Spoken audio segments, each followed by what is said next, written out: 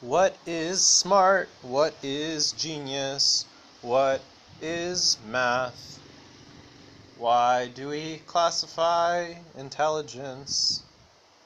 Well, if you have one thing, explaining with a clear voice, that already puts you in the top 1% and makes people think you're, he's a smart, okay?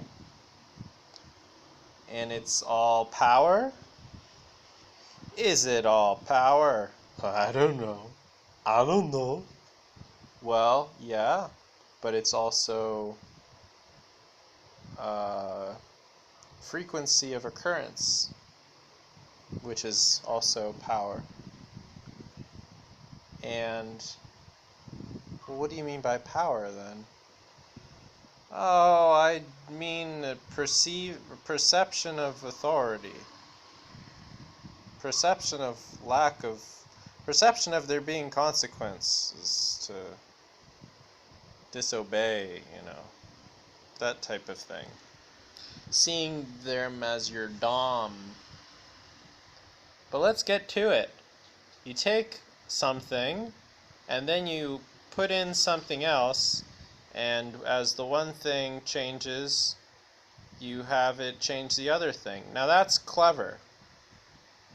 That's clever, okay? But then if you have it also have a third thing involved, and then the three all intermingle with each other, that's genius. That's genius. Okay? Now genius is probably, it's very low on the scale of intelligence, because then you have one thing that goes with the other thing and sort of affects it sporadically. Now that is what some people might call avant-garde if it doesn't work, but if it does, then that's real art. That's taste. That is style. That's a lot more rare than genius. Or I shouldn't say that. Maybe genius is more rare. But that to me is really impressive. Because there's no mathematical formula that can bring you that. There's no computation that can teach you art. Art. Some people say music is math. Well, that ain't the case. Vsauce.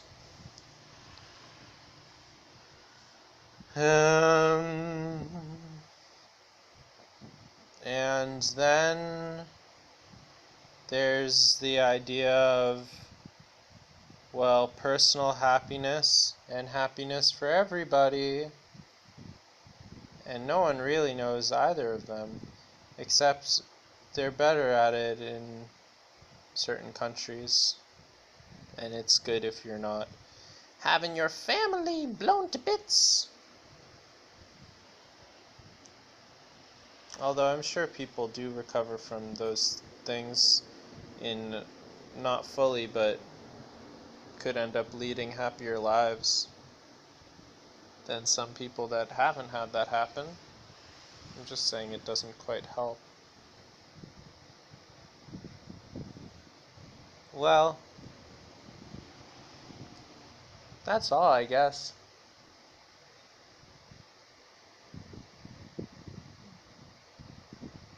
When someone opens the portal and we can all travel into the other dimension all the time, then we'll have a really good time there.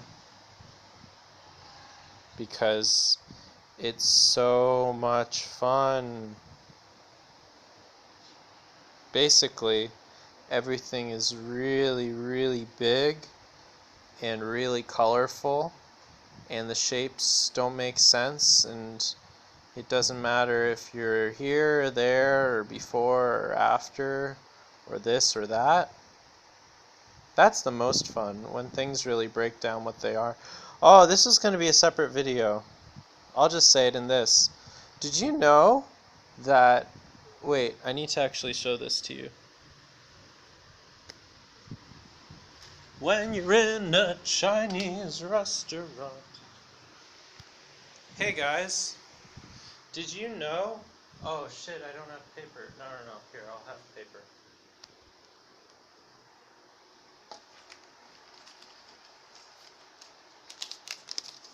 Guys,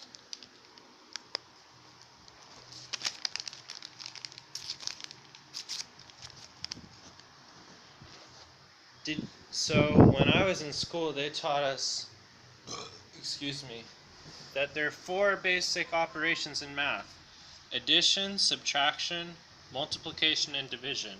But then I found out they're all the same. Addition, 1, 2. Subtraction, 2, 1. Multiplication, 1 times 2 is 2. Division, 1 1/2. Okay. So, the best part about the other universe isn't anything that you see, isn't anything that you feel, isn't anything that you sense. It's the becoming of becoming more alive and existing as more than just your ego. Don't you get it, guys? Don't you get the biggest restriction is the idea of there being all of these individual consciousness holders that are all disconnected from each other and have this weird sort of solipsistic sort of like exchanges and whatever, and we're all inside of some just empty godless grid, just like intermingling. Like when you say that, when people say that the universe is a computer simulation, well, guess what? A computer is one thing. Yeah, maybe on your monitor you have these individual bytes, but they're all coming from the same fucking place, you guys. You know what I mean? Like, whatever generates binary is itself a single entity. You know? Like, when it comes down to it, things sort of distill through our perception. We see the distillation, but it all comes from one source. It all comes from one source, because otherwise, where does it come from? Okay? And you can say it's eternal, but do we really buy that there are multiple eternal entities? I mean, come on. And I'm sure it is eternal, but it can't be fragmented from the start. Wow, what a universe that would be. Could you imagine? Could you imagine if there's like several semi-omnipotent gods that just arose from nowhere, all like throughout history? There's just gods coming in and out of existence and existing at the same time? Wow. That would explain a lot. But I don't believe that stupid theory. I think that it's pretty obvious that, at the very least, what we call you and me are lies. They're lies, you guys. Just because I can kind of bend my arm easier than I can bend the arm of someone over in Venezuela. I'm not in Venezuela. Doesn't mean that I'm me and they're them. What kind of horse shit is that? I mean, what an assumption, right? What a measly tool. Who wants to think that way? Who wants to tell themselves? I mean, look at all the ways we tell ourselves that we're less than. Everyone is so always saying how they're not that great. Hank Green? Everyone's saying how they can't be this and they can't be that, and they know it's a lie. They know that they're more than what they tell themselves. But I mean, this is part of that. You're saying you're not a piece of everything, then what are you?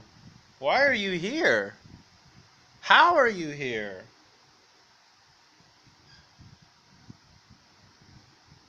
What enables you to be a part, well, to be somehow both a part of the universe and also not a part of it? To see the stars and to tell yourself that they're something back, like backed away, like um back out of their presence, cause so they can control you. But the starlight tells you secrets and conglomerates persons for forever.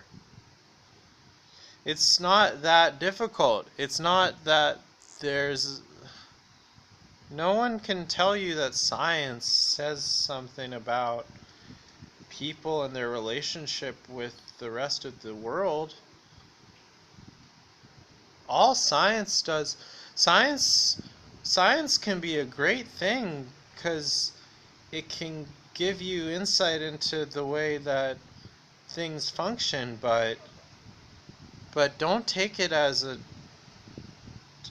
test of your um, embodiment, no, of your kinship, you know? It was never that way before. We would have everything around us, and there wasn't any of these psychological, well, I can't speak because I wasn't there, but, you know, I'm pretty content just looking at the stars, and I don't think that a scientist necessarily feels closer to the stars, because when you start to understand something scientifically, you're not embodying it. You're actually furthering your isolation from it, even if you're learning about it. Every time you learn about something, you're telling yourself that that's not you. So I mean, I wouldn't say it's worse than just than I don't, it's so hard to talk about this even. It's just you. Okay? It's not important to understand the ways that you can go wrong. Just understand that you're that. You're the stars. So many of them. What are all of your excuses? Oh, they're far away. Oh, I'm over here. I don't know what they do. Okay. Well, what about the tiny, what about your bones? Okay? We can say, look, the universe is infinite. So the distance between your brain and your foot and the distance between your brain and a star is negligible, because these are gaps within infinite space. Like if you could somehow see the whole universe, you and all the stars would be on the same dot. You know what I mean? It's a silly rule to say that because of where something is, it... And you don't understand your bones. You don't understand... I mean... What makes any of it you? I mean, why does it have to be like, this is my experience, and this is what I encounter in my experience? Who wants to think like that? That's so boring and dumb. Why are you so obsessed with retaining things that make you so not well? You're not well. Oh yeah, I'm well. Okay. Well, then you're well then. Well, well, well.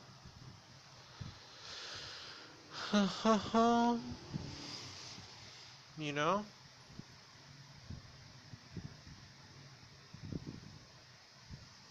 Because I know from my experience, sometimes I look at my phone and I can see the screen and the words, and it doesn't always look the same. 'Cause sometimes the letters look really crisp, and sometimes they look blurry. And sometimes when I look at the sidewalk, it looks blurry, and sometimes it looks crisp. And sometimes when I'm outside, I can only think about where I'm, like, well, I can think about anything, but what I don't think about is that I can walk in any direction and see any adventure doing a different direction. Sometimes when I'm just thinking about my own problems, I don't feel so many things, that there's so many things. 'Cause it would be really cool if you could kind of go on like a roller coaster, like in a video game kind of thing. That'd be pretty fun. And I love like hallways and lamps and and the idea of them being really cool and cool. But even then would make me so sad if life was just a big roller coaster, because then there's so many better things than that. To be honest, like when I was even saying about how you can be one with everything, no. What's better than that is that you could get to know like people, and like that there be surprises and new adventures that wouldn't just always be the same adventures, but new ones. Because so many cool things could happen if there was like these cool lights, like, and the sand was all like purple, and there was like a light that was like light but also purple. Like a light purple. And then you would never tell anyone something you didn't mean, because there would be cool stuff for art. For art.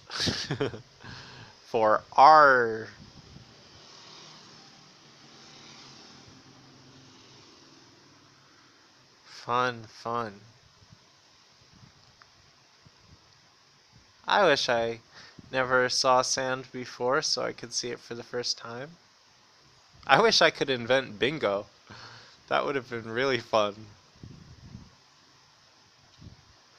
We need to just get rid of bingo.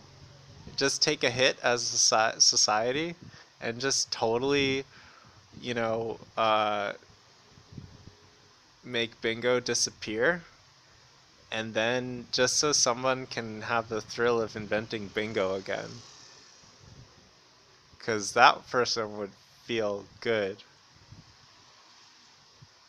I like when there's liquid, because it kind of reminds me of my imagination.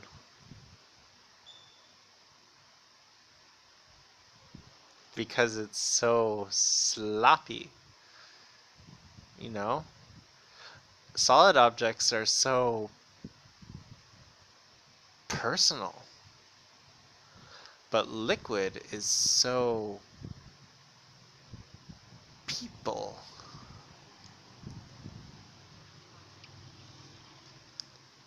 It spills. Well, I used to have a list of everything that it does, because you can throw the liquid, and the liquid can pour, and it can drip, and it can slide on a stream, and you can dump as opposed to a pour, like a trickle or a stream. Oh, and there's all the different faucet blasts. I didn't even talk about those. I was thinking more about what you could do with just yourself in a tray or something. And you can throw it up, and things can get wet. Oh, yeah.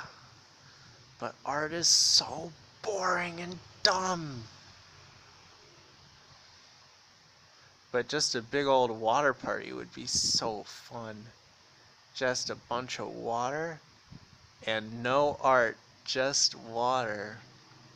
That would be great. I would love that. Like the best thing would be something that seemed a lot like this sort of like conceptual contemporary performance art, except it was so transparent that literally nobody would be there saying, what does this mean? Because that's the biggest downfall, is how isolating it can be.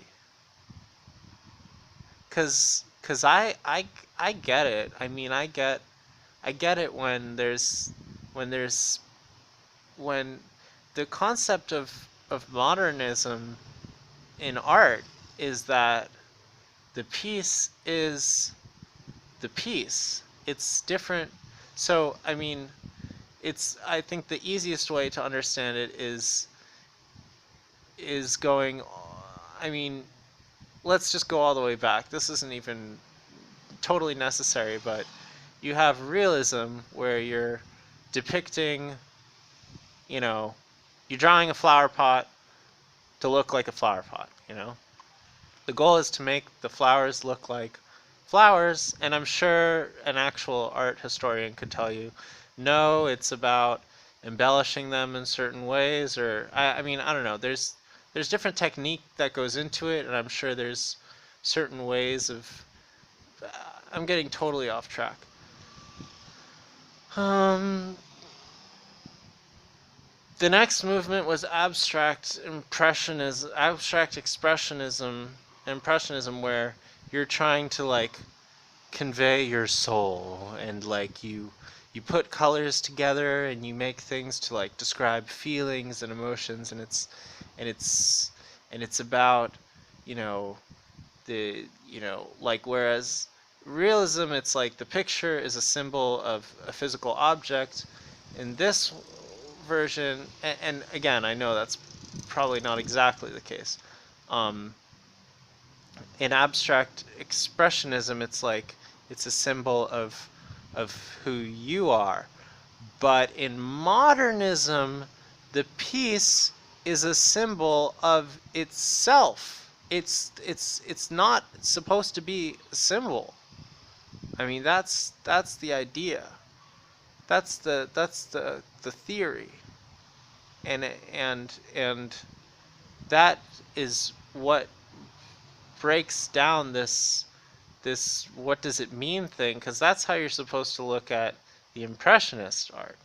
But the modern art is itself. I mean, it's supposed to look like itself, and that doesn't resonate with a lot of people because they're so obsessed with meaning, you know? And the thing is, I mean, I'm totally speaking from my point of view, but I don't think there's anything absurd about modern art. Like, I don't think there's anything particularly radical about it, because if we can sort of, and this is the part where it comes from my perspective, but if we can kind of ignore the history of art, then we can say, well, this is, it's just being what it is, you know? Don't look at it as a reaction to other art movements, but rather look at it as its own thing. And I know that's not necessarily true with why it started to exist, but now it simply exists, and it's just making something so that you can look at it and kind of appreciate it for how that thing looks. Much like you would something in nature. You know, if you see a beautiful tree, you don't say, well, why is this tree beautiful? Like, what is it sort of speaking about and doing? And yes, I know, obviously a tree isn't made by a person. But why can't a person make something beautiful like nature does? Because nature makes people. I mean, nature makes seeds, and seeds make trees, and nature makes babies, and babies make people, and people can make art. I mean, in theory, that should not be that crazy of a concept. But in practice, it often is interpreted as wanting to carry certain meaning other than just its aesthetic quality, especially because we don't really know how to make things that are beautiful. So we do end up making shit that to most people looks strange, you know? So in some ways, it is sort of a failed experiment. But I think that one thing that we could do to change that is, while I don't know if there will ever be a time that people can, like, universally look at a black square and find it nice, I have no idea what future generations will be like, you know? Because that's eventually, the black square is eventually going to be seen as an ancient piece of art, you know? At that point, people maybe will find it beautiful, but maybe they'll be looking at it in some historical way, and that'll change it again. But with performance, that's fun, you know? And I hate the word performance because it again carries this idea of meaning. But with with an event, it can be fun. So it could be nice to have an event with a lot of water that people just thought was nice because they could play with the water, and they could somehow appreciate that and not want it to mean something, because that bothers me so much. I don't know why. Like, I should just accept it. I know that it's not a battle I'm gonna win, you know? Like, I say that now. But oh boy. Like when, I don't know, maybe it's just getting older and everything needs to be for a reason. And I know there's always going to be some people that will, really enjoy recreation. They don't need to constantly be, you know, running so that they can improve their health, and listening to a motivational podcast so that they can improve they can enjoy things that are purely unreasonable. But I'm talking about on a bigger scale. And I'm not trying to destroy people's sense of comfort. I understand that's what I'm doing. I'm no better than these feminists. I'm just like pushing my own ideology onto the masses, and having the hubris to say, well, people would enjoy my system more. I guess people like what they like, and there's not much anyone should do to change that, but I don't know. I'm just saying, in my utopia, everyone liked what I liked. Everyone kind of liked the same stuff. But that's not real. A lot of people like running and going to the gym, and I like that stuff too, but like, I guess when I guess I just don't have to do stuff I don't want to do. And other people can do that. It's not going to make us more connected to change something as superficial as like what kind of art we like or how we feel about art. That's not what divides us. Only the perception of division, which supersedes everything, and in the same way, the perception of connection supersedes everything. And by perception of connection, I should say reality.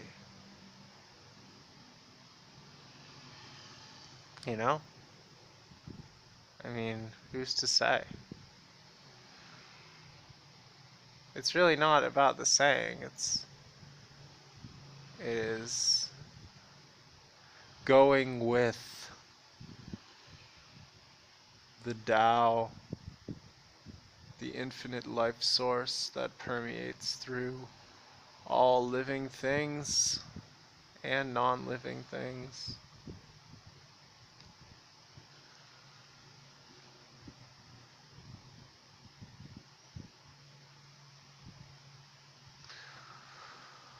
Like, maybe people will see light in another way, but that is actually a pretty ugly and selfish goal.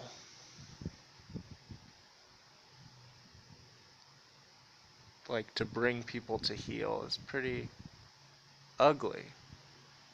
I never really realized that. Thankfully, I never really pushed this on people personally, because I wouldn't want that to happen to me necessarily, unless I really had the good product, which I do believe. So if you really got that good shit, it's just, how do you know?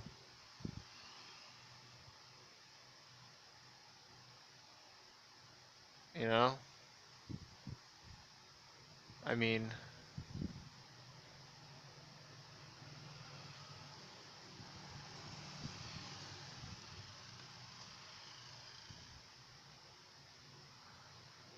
I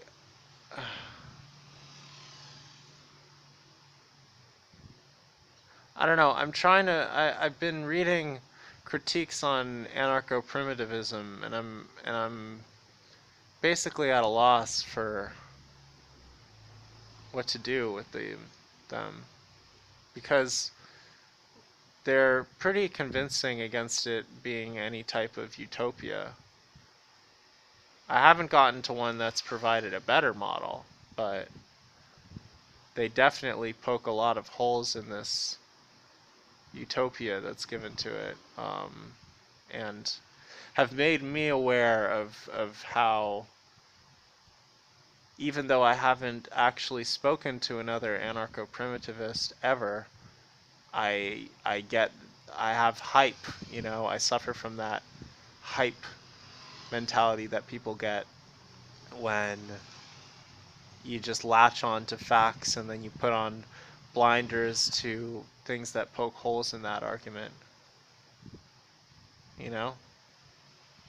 Because who's to say, like right now, I can say for millions of years we've been one way, and for just 10,000 we've been this way.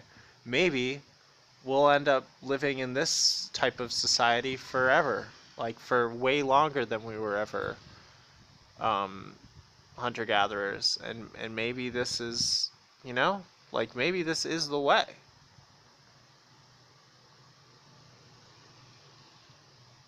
You know what I mean? Like,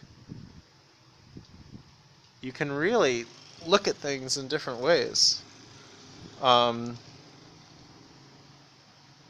Because it could be framed to say, look, obviously being a hunter-gatherer wasn't perfect because it it ended. I mean, for most people it ended, so it was not a system that prevented against there being, nuclear weapons. Because from being hunter-gatherers, now we have nuclear weapons. So, we're in the process of trying new and different things, and as a result, maybe we will come to a way that is more peaceful and better. I mean, obviously the way that I look at it is that, agriculture fucked everything. But, and it's not a, the thing is, it is a fault. It's a fault of being a hunter-gatherer that agriculture is possible. The only reason I say it's impossible is because that's how those terms are defined, but the truth is one does lead to the other. You know what I'm saying? It's like,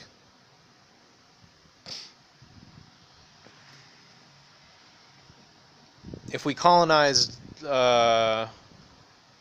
some planet that, like maybe, like, maybe what will happen is we'll put enough money in NASA that we'll find a planet that produces food but is impossible to farm, and then we'll see the benefit in living there, and we'll live there, and that will be better than what we have now, because also hypothetically we could be hunter-gatherers and we could not farm. I mean, we were able to do that for an incredibly long period of time, It's so astonishing. Like, I don't get that. Like, the way that I analyze this data, it just seems so abundantly clear that we, like,